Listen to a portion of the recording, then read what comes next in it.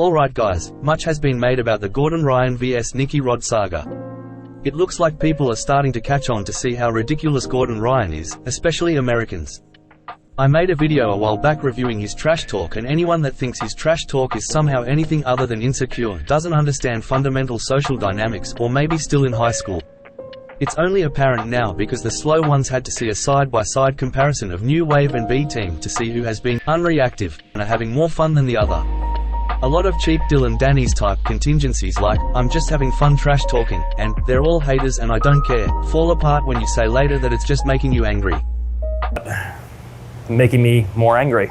Finally, only after Craig pointed it out in the Lex Fridman podcast, the socially autistic ones now understand when someone gently nudges you to get a reaction and you post 20 Instagram posts, it means you lost.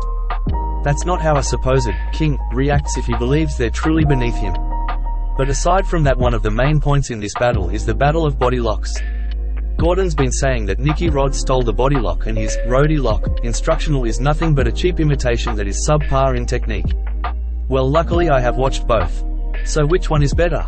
I don't think it's as simple as Nicky Rod is dumb and can't spell, so he doesn't understand the mechanics, and he's just very athletic.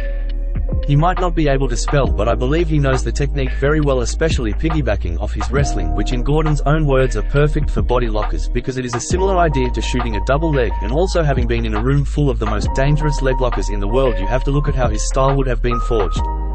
Which is a good lesson when searching for an instructional. Look at the style of the room, what they are known for, and see if there are any grapplers in the room with answers to what the room knows best. If B Team is now being known for being very turtle and wrestling heavy, see if there is someone in there with the right brand of back attacks to deal with that.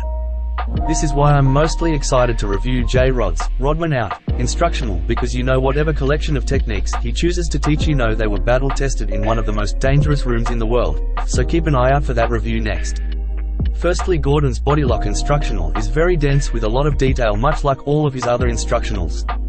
This can be good and bad. I know he's made these instructionals to be something you study over and over again and come back to, but if he details 5 different ways to do a move, and it's not until the 6th one he shows is the correct variation to use, you might not have an organic realization of your own variation. Wow, that rhymed. Danaher often talks about the ocean of techniques you might get lost in, so he heavily suggests to use heuristics. This is where the Rody Lock fits in. Yes, Nicky Rod's instructional is not as comprehensive, but more isn't always better. Simpler isn't always that bad, because when it comes to Gordon's instructionals, he might detail 7 different ways to do a move, but in competition he really only uses 1. He's even said things like him and his team might not use close guard, but he can still teach it. So you might be investing in a series of moves that may not be applicable to the modern game, or become overwhelmed with a paradox of choices of techniques that aren't used at the highest levels. Yes, it is good to know, but if you are looking for a guide to finding your own tangible success, I would stick to someone that might not know all the variations, but he knows his one and he sticks in his lane to teach what he uses at the highest levels. And before you Danaher Cheeto-fingered keyboard warriors say I'm too dumb to understand the techniques. News flash and public service announcement, speaking Japanese or saying, dorsiflex, cranial shift, or tremendous braking pressure, does not make you smart. There is also a lot of that. Flowery soliloquies to make it more complicated than it is as a flex that you speak. Danaher is the most likely culprit to the instructional's lengthy duration. Please, if you ever teach, don't say, cranial shift, just say, grab the head. You don't sound smart because of that, and people don't learn. People learn with stories and analogies. But of course that might be a lot to ask of some, seeing that Gordon posted that he made X amount of money without having to teach a single seminar. Having to, which means he looks at it like it's a monetary chore for him. It is clear that he does not like to teach other than to boast about his knowledge. He does not care whether you learn or get better, he only wants your money. Why do you think he has just come out with a gi instructional? He claims that Nicky Rod stole the body lock from him and John.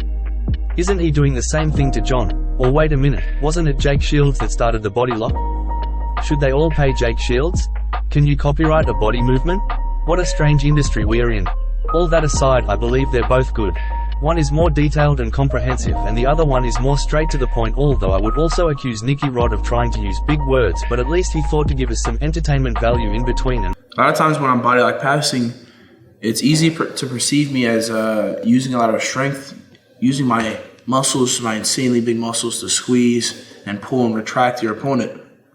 A lot of times when I'm on top and I'm body lock passing. And also something that I cannot stand is when in any other instructional they talk about the move and they show it like 8 times before you can move on. Make a highlight of all the moves once without the dribble, then if I need the information have it at the end. I love what Nicky Rod has done in this instructional. He shows the move first, so then you can immediately say, oh, I know this move, I can see it once as a refresher, and I'll move on, or better yet, watch the move. Try it in practice and see if you can figure it out, and if you can't, then go back for the information. The way these instructionals are set out, you might spend 10 minutes learning one technique that only works in conjunction with 4 other techniques that you might never get to in your free time, because that's another 40 minutes. But all in all, they're both good to have, and no one isn't better than the other. It's just your learning style and preference, and if you think you have a similar style to one guy or the other.